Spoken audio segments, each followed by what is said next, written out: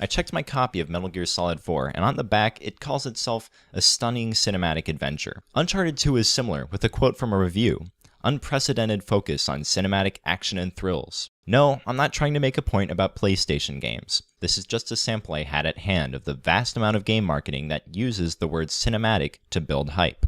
A quick Google search brings up a total of 2 dictionary results for cinematic. One just redirects to cinema, and gives cinematic a cursory nod in the thesaurus section. The other is a bit better, treating cinematic as its own word, but the first definition is still as basic and vague as it gets, which gives plenty of wiggle room for the marketers, and the second definition is extremely limited. Just to point out one definition that Merriam-Webster is missing, cinematic has been a noun for some time now, as a synonym for cutscene and FMV. That's okay, because dictionaries are mostly meant to catalog accepted rather than contemporary meanings, but it illustrates pretty well why I'm not going to be sticking strictly to the book in these videos. Metal Gear Solid 4 has been widely recognized for the length and presence of its cutscenes, and in any discussion, you can find a person criticizing the same cinematic approach which is touted as a feature on its box. This talking point has been present since the very beginning of Metal Gear Solid. The first one on the PlayStation was part of a pioneering generation of games, which took advantage of real-time 3D graphics and expansive CD storage to bring new sounds and perspectives to the medium. But from then, and continuing to the modern day, Metal Gear Solid has maintained a distinct segregation between its cutscenes and its gameplay. Considering that these cutscenes are literally movies in every sense of the word and require no interaction from the player, it seems peculiar to describe the game overall as simply cinematic outside of the word's broadest application. One part of the game is cinema, and the game part of the game is very game. This segregation makes it more accurate to describe Metal Gear Solid as a movie game, if anything, because movie game expresses the schism, or at least the distinction, between the two elements.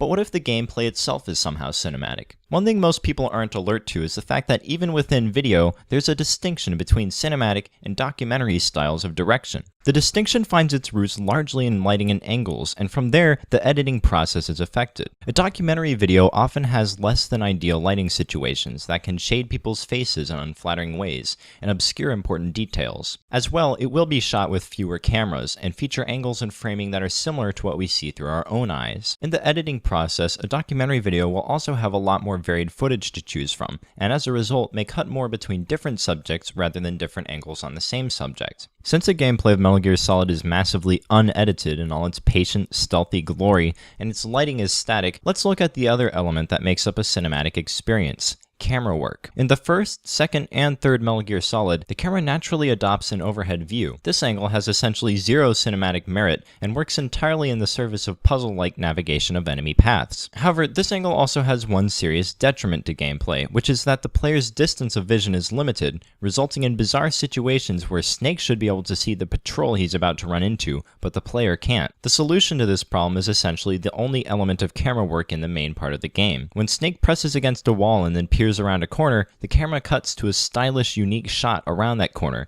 giving the player a full view of the challenges that lie ahead. This tiny trick could very well be the only evidence needed to argue that Metal Gear Solid is a cinematic game, but I've never seen that argument. Other games from the early 3D era are much more deserving of being described as cinematic than Metal Gear Solid.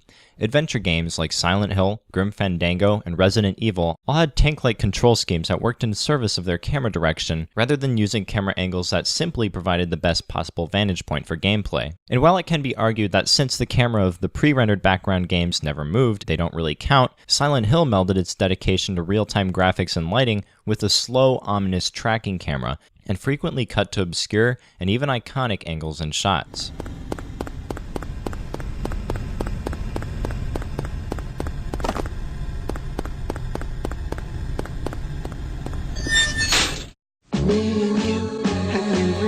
Nintendo deserves credit as well. Unlike the developers of Metal Gear Solid or the aforementioned adventure games, which had rigid, largely uncontrollable camera AI, Nintendo's developers saw that truly bringing games into the 3D world was going to necessitate a whole new layer of interaction, and they saw that this interaction could express itself differently in each type of game. Their first challenge was that of the 3D platformer. Their solution was handing the camera control over to the player. While they did program a freeform, natural camera that followed Mario around automatically, they were conscious of the fact that this camera would not always position itself correctly for the obstacles at hand. They could have painstakingly tuned the AI for each room in each area, but their game was massive and free roaming, and it was simpler in the end to let the player enter the role of director as well as actor. The experience was similar to that of an FPS, moving a body while turning a head. This decision was so important to them that they even decided to give their third-person camera diegesis in the form of a floating character named Lakitu. Super Mario 64 then wasn't just a game about Mario defeating Bowser, it was a game about Mario and Lakitu defeating Bowser. Since then, developers have mostly ignored the potential depth and meaning that can arise from our interaction with a third-person camera. Just think of all the games that break the fourth wall, but how few of those choose to acknowledge the physical existence of a camera. The second challenge Nintendo faced was that of bringing their Zelda series into 3 dimensions. For combat to maintain a sense of direction and focus, a lock-on system was the obvious solution. But Zelda's Z-targeting system brought more to the table than a simple lock-on, and its most important aspect is often overlooked.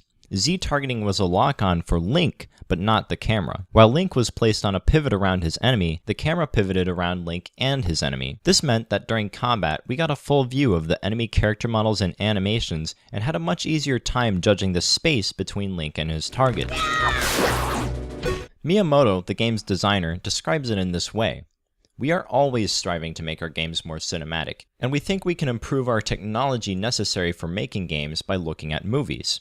For example, we had a couple of directors working on the effects in the games, movie-like effects in the case of Zelda, but this is different from many other games that simply mirror movies and make use of pre-made characters. With our games, we produce everything in real time. By simply changing the camera angles and letting the characters move on a real-time basis, we achieve a game with the feel of a movie. Just a bit before saying that, he said this in the same interview. Probably the biggest challenge, or I should say the biggest question, was whether this game would really be called a game, and whether this new genre of games can be appreciated by players. I don't want to criticize any other designers, but I have to say that many of the people involved in this industry, directors and producers, are trying to make their games more like movies. They are longing to make movies rather than making video games. In the case of our team, we are not intending to make movies. And that, in a nutshell, is the difference between a movie game and a cinematic game. Note that this interview took place in 1999, and if anything, discussion of such topics has regressed since then. Now, whether Metal Gear Solid is cinematic or simply a movie game, it isn't a good example by which to condemn its form. Kojima has a fantastic sense of direction, but his writing and editing are a lot more questionable. In particular, the vast amount of exposition that occurred in Metal Gear Solid 4 simply had no good excuse to exist. The official reason was that fans wanted to see the story tie up loose ends, but any decent writer could see that it was some insane form of sabotage. Saying that games can't get away with long or frequent cutscenes reflects a very narrow view of the medium, and simply because Kojima has a propensity to go up his own ass, it doesn't mean we won't one day get to play a game that also has cutscenes to rival Lawrence of Arabia in length and quality. You may have noticed a number of flaws and gaps in this video. Video responses to my videos are automatically approved, but if you don't fancy yourself a video maker, please leave a comment, send me a message, or send me a link to a blog post as a response. As much of my argument here is in the realm of loose semantics, it's totally open to challenge and expansion. My main intent is to draw attention to an undervalued element of game design.